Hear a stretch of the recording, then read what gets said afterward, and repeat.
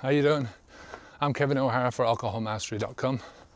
Today I want to talk about the process of change. It's one of the two of videos that I want to do on just thinking about change and how that can affect you.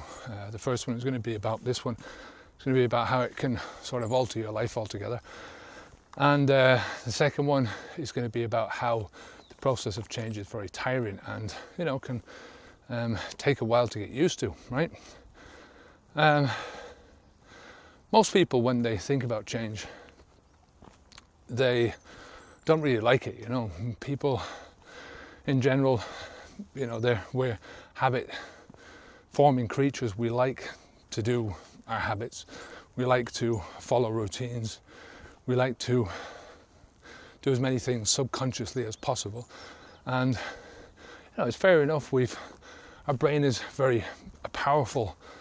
I think it's the most powerful computing thing known to man, right? If you want to put it like that. It takes a lot of energy. It burns a lot of calories. I think it's a third of the calories that we burn. And you wouldn't think that, you'd think that. I'm 6'2". I weigh 200 and odd pounds, so 215 I think I'm at now. And I'm a big bloke. I take a lot of energy, I eat a lot of food, and it takes a lot to get me going. But to think that this thing that's up here in my brain, all this grey matter, takes a third of the energy that I take in is sort of unreal, isn't it, But it's the truth. And it's the reason why we don't like to do things that change, because change takes a lot of thought, right? And thought takes a lot of calories. And, if you're thinking, if I put in a hard day of thinking, when I'm thinking of videos or doing writing or whatever it is I'm doing, at the end of the day, I'm just like a zombie. I'm just focused on, all I can do is sit down and watch crap TV, something that doesn't take much energy to compute, to sort of most of it goes over the top of my head anyway, and it's probably a good job, the stuff that I watch, But as I say, most people don't like to change because it takes a lot of effort, right? It makes you feel uncomfortable. And for a start, people, we're evolutionarily designed to save as much energy as possible, or to expend as little energy as possible. And we're evolutionarily designed to avoid discomfort and to try and maintain as much comfort as possible. Another reason why people don't like change is because they look at the big picture. They look at, the famous one for alcohol is, how can I ever quit alcohol for the rest of my life? It's impossible. How am I supposed to do that? It's a long time. Forever is a long time. Forever is what we don't have, particularly, but we have it in terms of our own lives. Stop drinking for the rest of our lives is a scary prospect. And now I agree with that, but it's not the way that we work in general. We work step by step, moment by moment, and it's the only way to deal with this. It's the only way we can deal with anything for a start, is step by step and moment by moment. And the AA have got that right when they say, take every day at a time. Take every hour at a time, or every minute at a time, every moment at a time. As long as you're not putting the alcohol into your body, you're winning the battle, so to speak. And that's basically what we have to do here.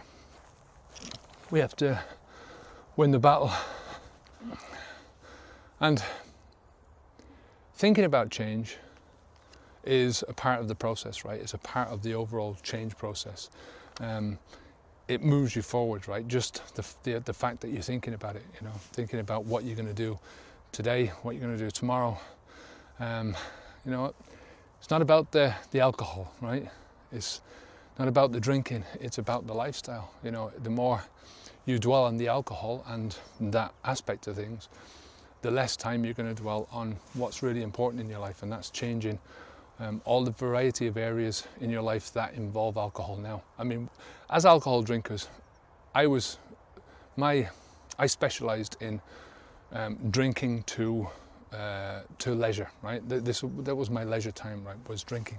That was my speciality. That's what I developed over the years, and for the most part, that's what drinkers do, right? Is we might start out drinking for fun. We drink because we want to have a bit of a laugh. We drink because of peer pressure, whatever it is. But we end up, at the end of the day, by moving into drinking for relaxation. We move into drinking because we want to socialize, and we don't want to be shy. We want to fit in, all these different areas of life. And eventually we just drink because it's the thing that we do. It's what we do after work. It's what we do at the weekends. It's what we do at a funeral. It's what we do at a wedding or a party, or to celebrate or commiserate. It's what we do. And that is the specialization of alcohol as leisure time. And then,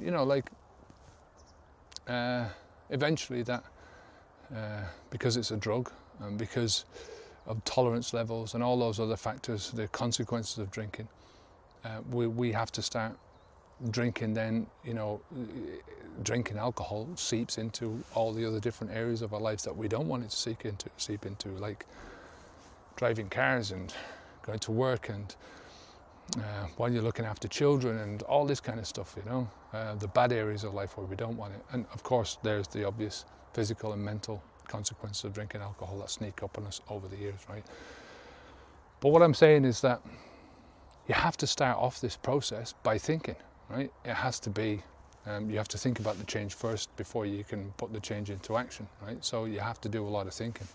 And you can overthink things, but if you focus your attention away from the actual alcohol and onto the lifestyle that you want to create, and think about all the areas of your life where alcohol is involved, and think about them one by one, and little by little, and what you can do next.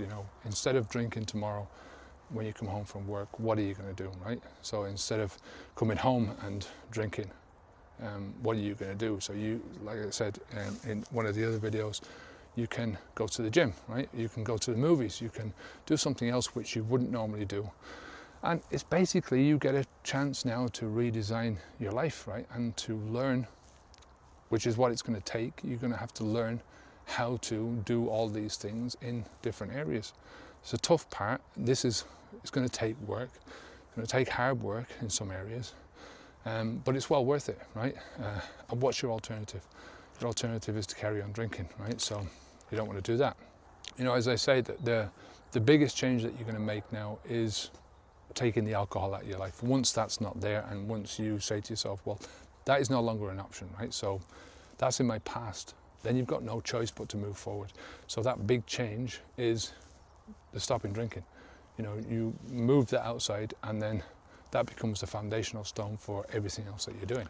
And the final point for this video, just remember that, you're making these changes in your life, not because you personally need to change, right? It's not about you as a person. It's about the behavior that you're doing, right? It's about the alcohol drinking, right? It's a separate thing to you, right?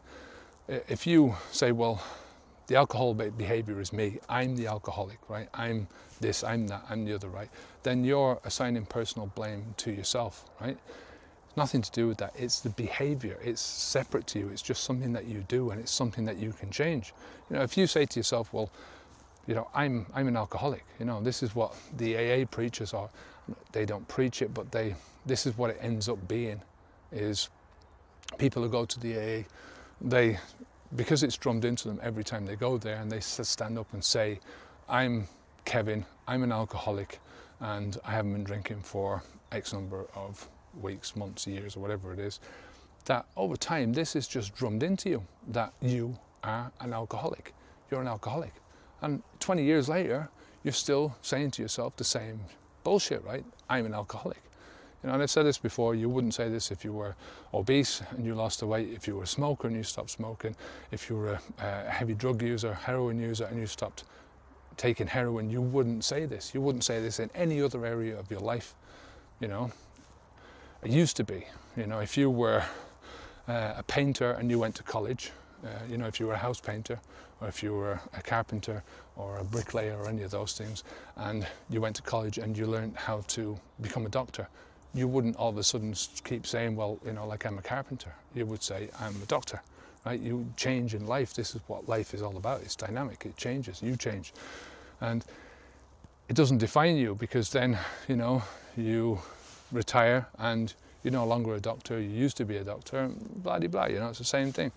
So what I'm saying is that it's only a behaviour. Your drinking is only behaviour. So just think about it along those terms, that when you're talking about moving forwards and trying to find new ways of doing things, that this is dynamic. This is behaviour, right? This is not you.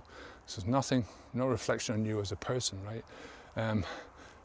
What you're doing now is you're going to change the behaviour into something else. You're going to evolve into something else, and that's a great thing, you know. You're getting yourself back on track again from what you always were. I mean, when you're drinking, it's sort of a devolution, you know, rather than an evolution, because you're getting into this spiral of instead of doing a variety of different things in your life, and you know, variety is the spice of life, you're gradually and slowly tightening up the noose around your lifestyle so that everything revolves around one thing: alcohol. And that's the killer, you know. And it's nothing to do with the alcohol, it's nothing to do with you as a person. It's the behaviour, and it's that habitual response that your body is all the time going to throw up to you, right? So always remember that you know, separate yourself from the behaviour, right? You can always change the behaviour. You can change the thought patterns. You can change the habits, right?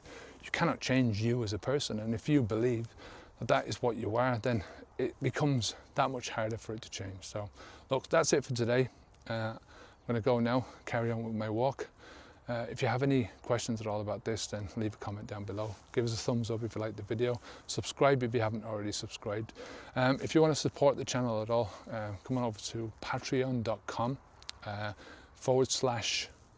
/alcohol mastery, or you can just go over to patreon.com and put in alcohol mastery at the top, and you can become a patron of the show. It's whatever you want to donate is brilliant. You know, it all helps out and keeps the videos flowing. So until next time, I'm Kevin O'Hara for alcoholmastery.com. Keep the alcohol out of your mouth, right? Main thing, stay safe in your life. And until next time, I'm Kevin O'Hara. Good luck to you, onwards and upwards. I got lost there for a bit. I'm going to carry on walking now. Good luck, take care.